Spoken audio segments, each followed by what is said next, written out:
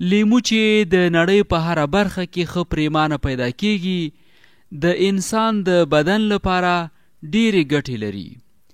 د لیمو تر ټولو غوره ځانګړنه دا ده چې د انسان د بدن وینه زیاتوي او ورسره د وینې جریان هم چټک کیږي.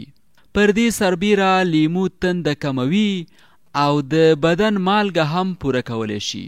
کله چې انسان د سستۍ او لټۍ احساس کوي نو لیمو لټي او سستی ختمولی شي. دغه رنګه لیمو د انسان له پوستکي څخه تور داغونه لرې کوي او د طبي اثرات هم له منځه وړي. لیمو د مخ پوستکی او ویښتان تازه ساتي.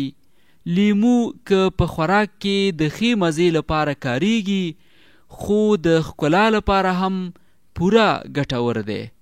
لیمو د مخ تور داغونه او رټې ختمولی شي. که د مالوچو یو پشم د لیمو په اوبو سره ککړ کړئ او پر مخې هره ورځ یا یوه ورځ پس ومږئ نو د مخ تور داغونه به مو له منځه لاړ شي. که لیمو او شات سره ګډ شي او پر پوستکي یا مخ ولګول شي نو وچ پوستکی نرم او تازه کولی شي. که لیمو د بادامو د تیلو سره ګډ کړئ او نوکان پرې غوړ کړئ 20 دقیقې پرېږدئ نو د نوکانو رنګ او ډول به مو تازه او ښکلی شي. که لیمو او بوره سره ګډ شي او پر شونډو پورې شي نو شونډې به مو نرمې او سپوروالی به یې ختم شي.